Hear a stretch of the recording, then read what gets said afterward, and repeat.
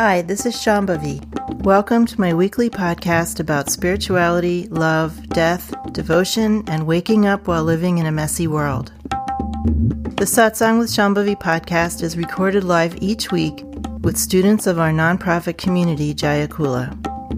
For more information and to find out about attending a satsang, visit jayakula.org. Thanks for listening. Much love to you, wherever and however you are.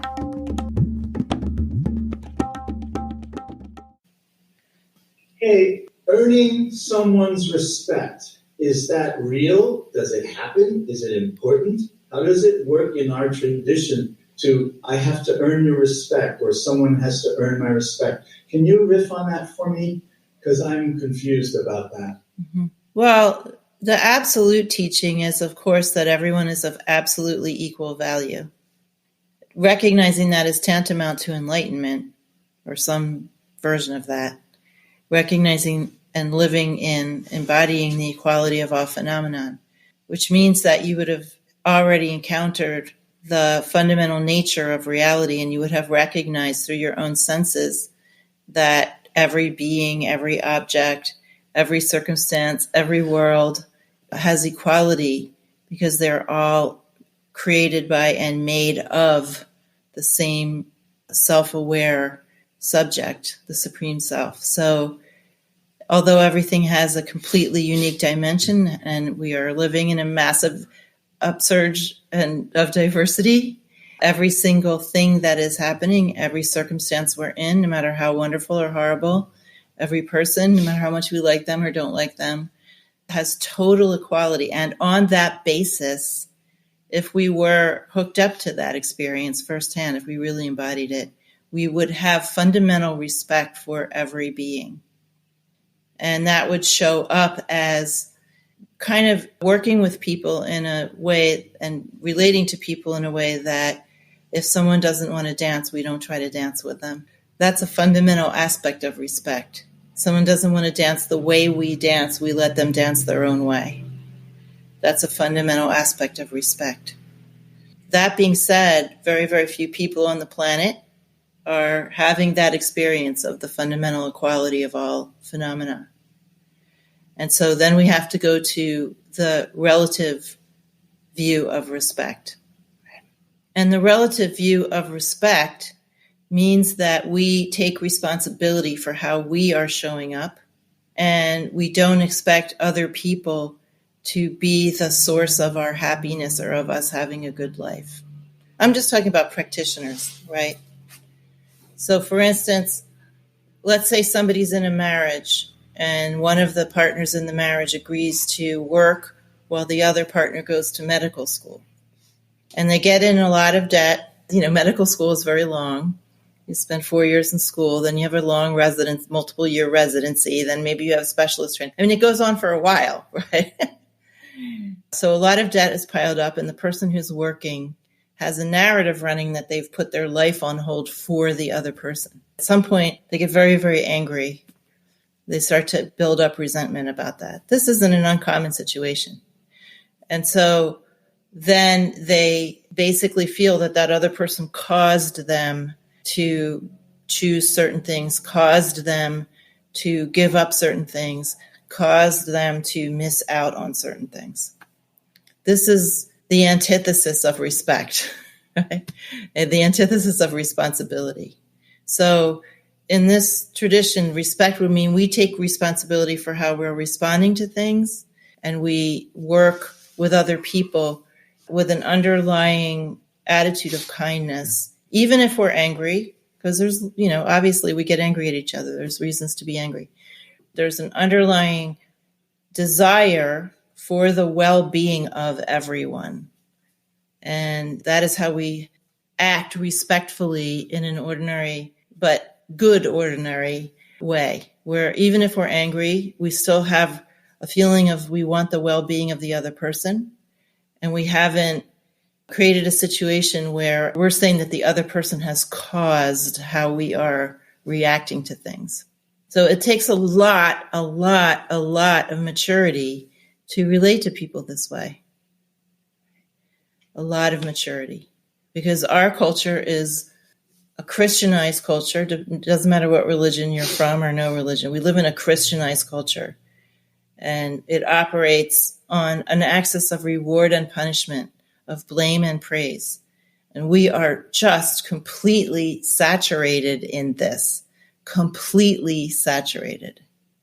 So it seems absolutely normal to blame other people, to chase after praise, and to say that somebody else was causing us to feel a certain way.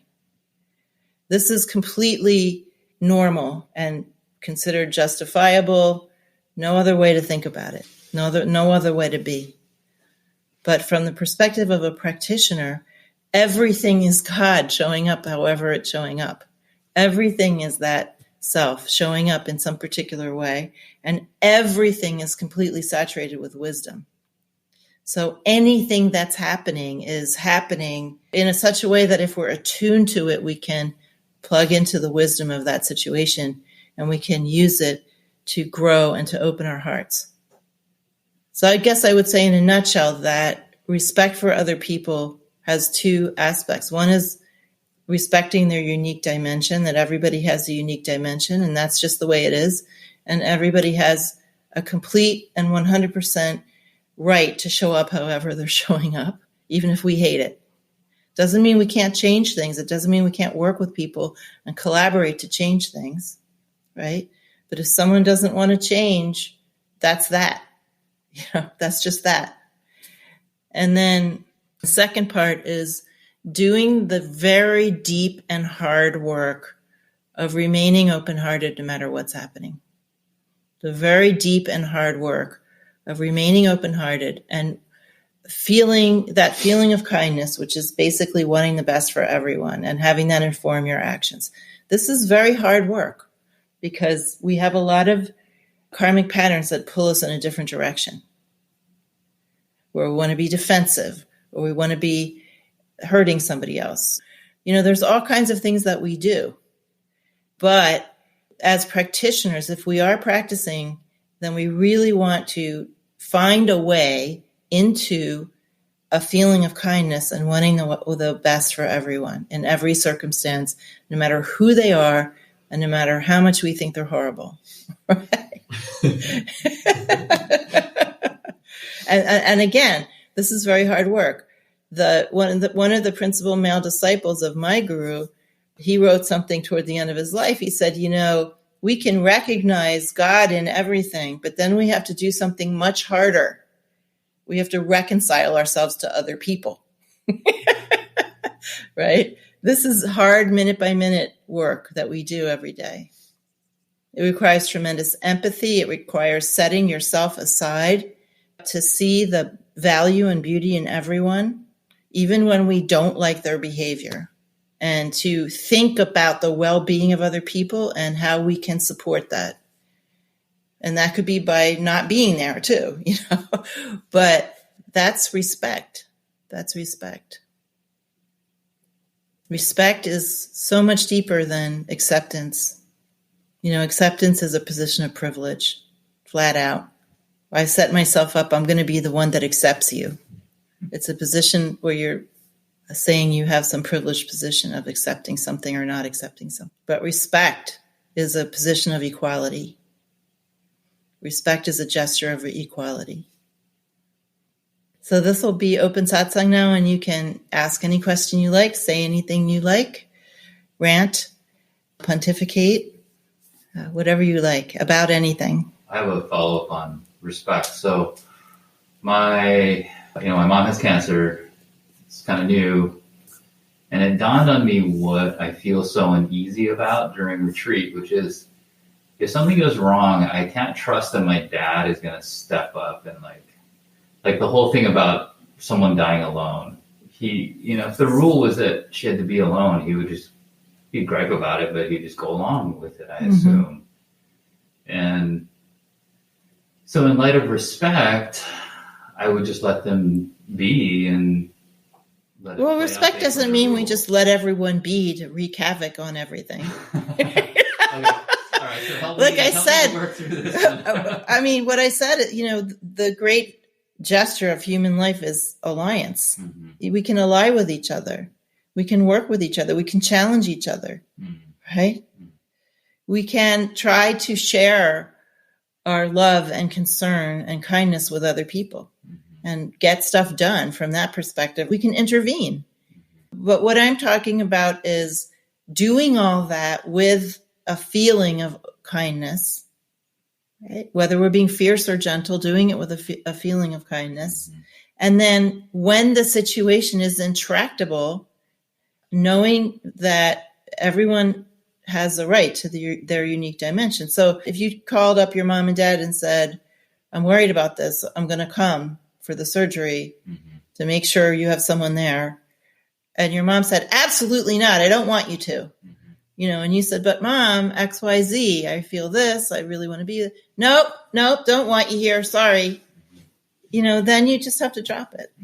Right? That's respect. Right. Even though it makes you very uneasy.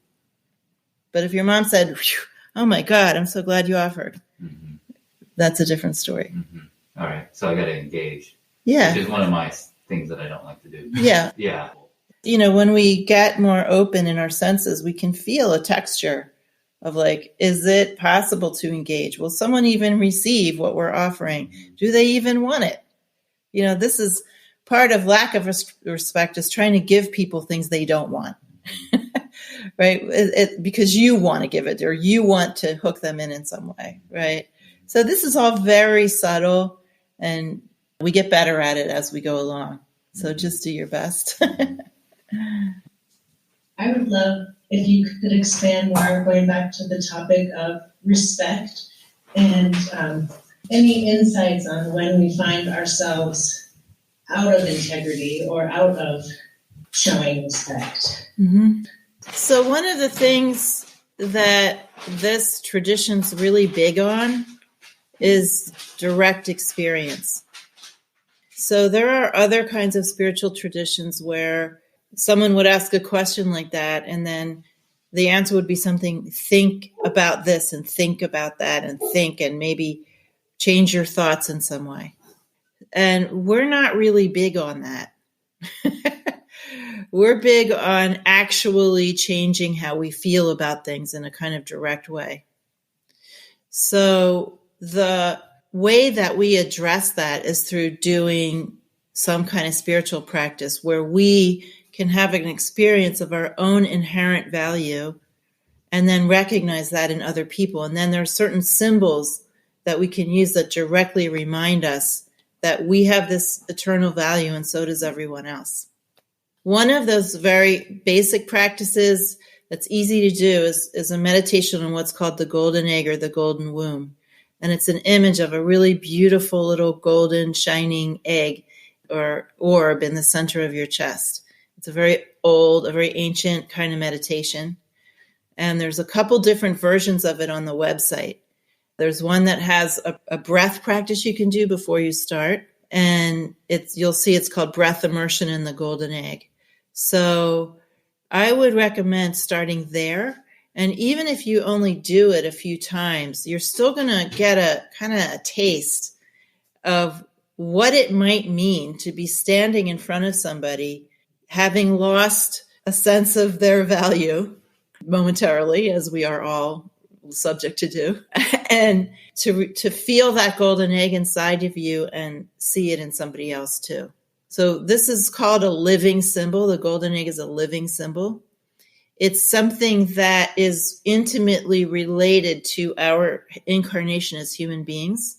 I mean, we don't really have a golden egg inside of us, but when we practice this way and we use this living symbol, we can have an immediate shift in our body, energy, and mind when we recall it, when we're in some kind of circumstance, when we're out and about in the world. So have a look at that and try it a few times. And if you like it, you can keep doing it every day. But even if you only try it a few times, try to invoke it when you're in one of these circumstances like you just described. See how that changes how you're showing up in that circumstance. Instead of going through some thought process about, well, what should I say and what would be better and etc., which is just kind of performing something, right? We want to like get to something that we can actually feel. And that's what the golden egg is for, among many other tools that we have. But that's a very easy one to gain access to. It's on the meditation page in the website. It's also on Insight Timer if you've ever used that. It's a meditation app. I just have a quick question in regards to the respect talk. When talking, I'm thinking about self-respect. A lot of what you're talking about, I find that it's not very difficult for me to go outside of myself and see the value of each person that or experience or situation that I have. But I'm interested what you think about self-respect, and does that golden egg concept apply to giving yourself empathy? Absolutely. First and foremost. So if we look at another person and say, I respect you because you've done this and you haven't done that, because you've achieved this or some other thing. And I don't respect myself because I think I'm a failure or something like that. But I respect you because you've done all these things, or you're nice or kind or something, great kids or whatever. All of those things are impermanent. Those things do not have anything much to do with that indestructible sense of value that we're trying to get in touch with. And so you can't have that kind of respect for everyone, regardless of circumstance, if you don't feel that in yourself. So the golden egg meditation is first and foremost a practice of discovering that in yourself.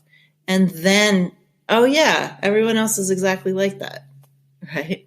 The kind of respect I'm talking about doesn't depend on circumstances. The kind of respect that depends on circumstances is what has to be earned, right? And then, of course, the minute you don't live up to my expectations or my list of what I think is respectable behavior, you're out of here. I don't respect you anymore. I don't know about you guys. I'm just not interested in that kind of relationship. I get it. I get why people are in that condition. I get why they think that way, and I feel sympathy for that. But to me, there's nothing at all reliable about that, right? If someone comes up to me and says, oh, Shambhavi, I really respect you because X, Y, Z or the other, I know that they have a secret list, and this week I check all their boxes. But next week, I'm going to fall out of favor, right? So I don't want to work that hard. I like relationships that are easy in that very quiet underground river kind of way, where you just feel that respect is always going to be there, that love is always going to be there no matter what you do. That's the kind of love and respect that we are trying to experience for ourselves and everyone else in this kind of tradition. Tangent off of that. Tangent as a verb. I love it. Tangent as a verb. I was just thinking about attraction and the kind of respect that, like the kind that you earn, in my experience, has felt like what leads to attraction, or is at least an ingredient of attraction. And people, like, I could recognize the value in someone's unique dimension, but they could have that checklist you're talking about. They don't, hit certain things, and I don't respect them in that earned respect kind of way, and then I don't want to sleep with them or be with them or something like that. Why do you have to disrespect someone just because they don't meet your checklist? Why can't you just say, I don't want to be around them, or I'm not attracted to them? Why do you have to actually disrespect them? I don't know that disrespect is, it's like lose respect for, which I guess means disrespect. But or lose respect for.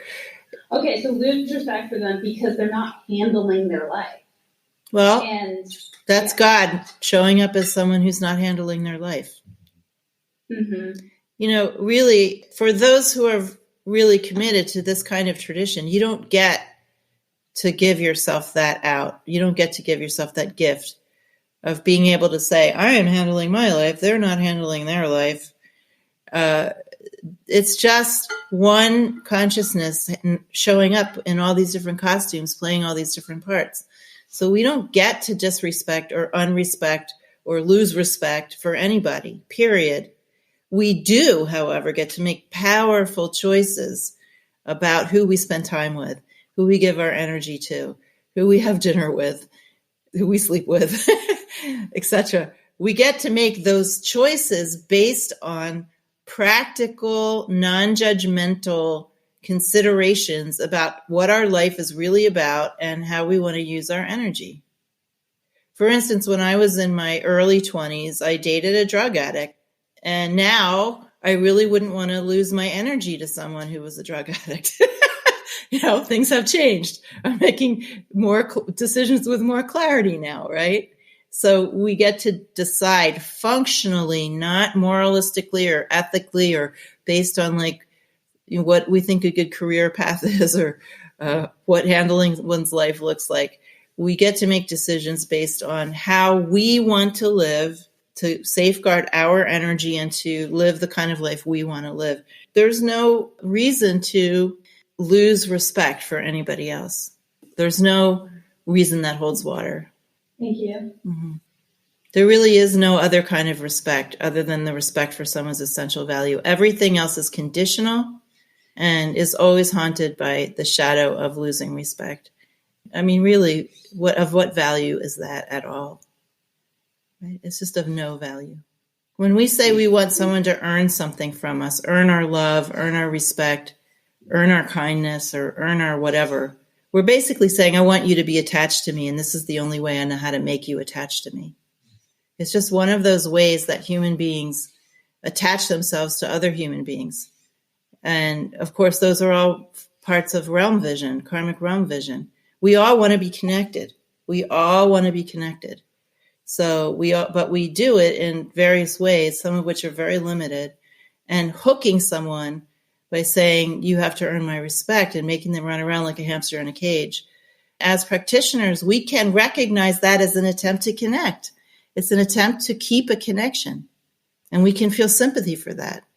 But we don't have to live our lives according to someone else's karmas. And also, I just want to acknowledge that the way that I'm talking right now is very radical, not in and of itself, but just in comparison to how everybody, just our normal culture thinks about things. So I think this is not the normal way to approach it when someone says, you have to earn my respect, or you've lost my respect and you have to get it back. To say, no, actually, I don't want it back.